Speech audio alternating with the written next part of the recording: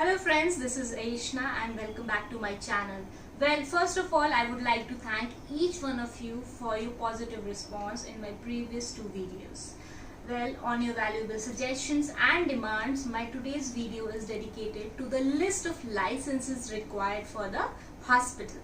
Well, as a healthcare management professional, it is our duty to be fully aware and comply to abide with legal, statutory and regulatory requirements as per the law of land.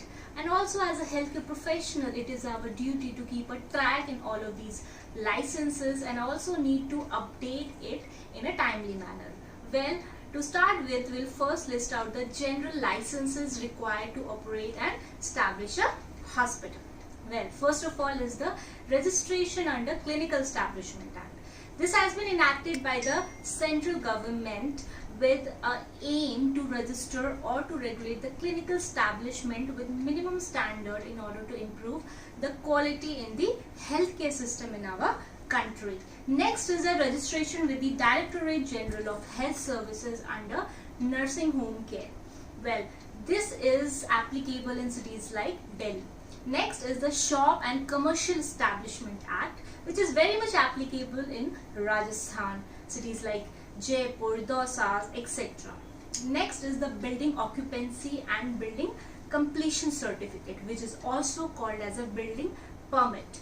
It can be obtained from the local municipal corporation, such as for Jaipur we have the Jaipur Developmental Authority, for Delhi we have the Delhi Developmental Authority, in order to ensure that the building is fit to be used as a hospital.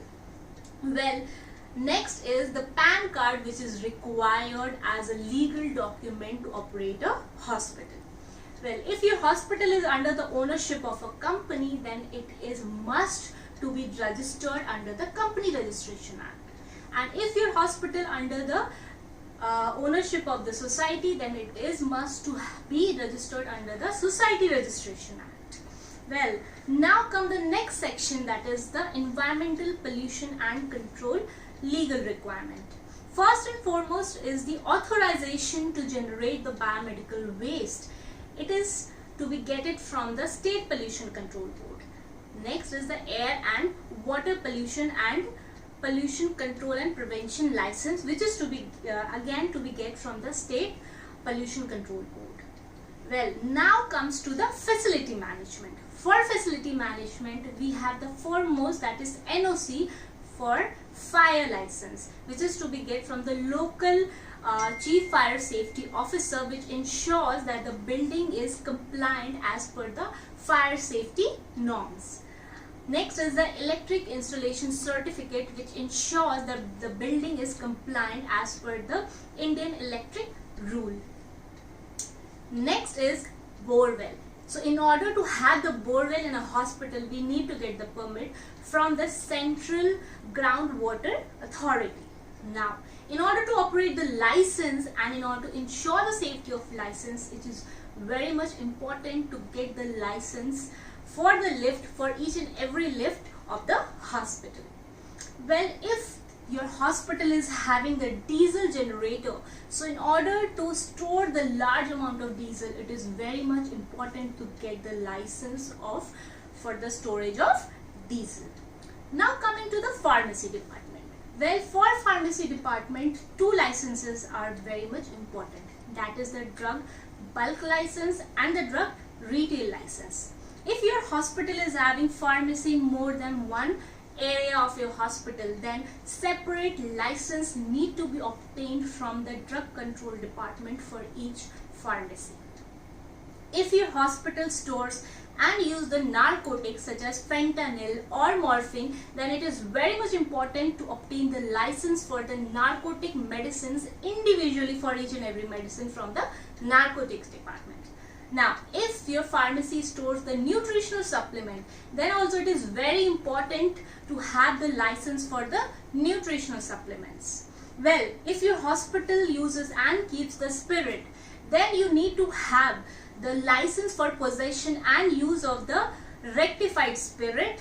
Moreover, you also need to have the license for the possession and use of the denatured spirit, methylated spirit and methyl alcohol.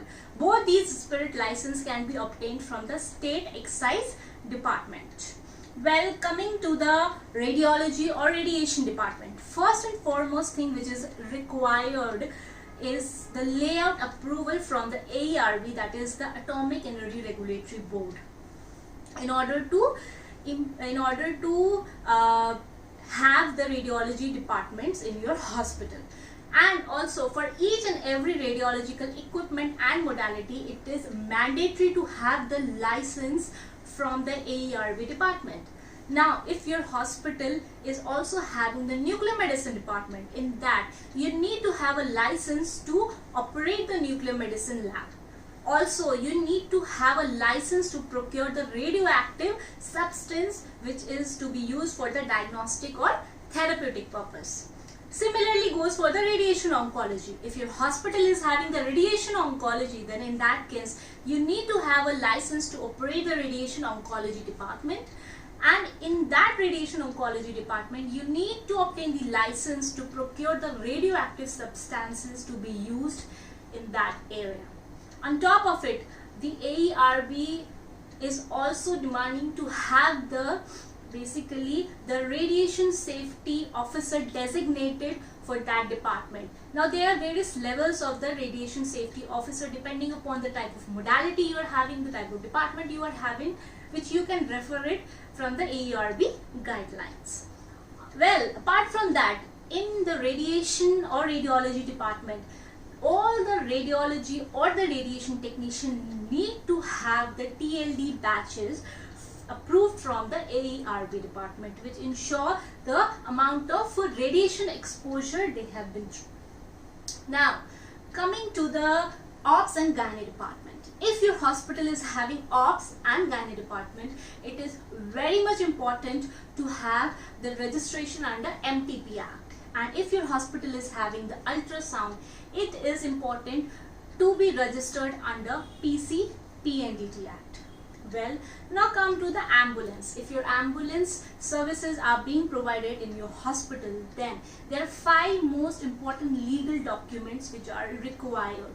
First is the registration certificate of the ambulance. Next is the insurance of the ambulance. Third is the pollution under control certificate.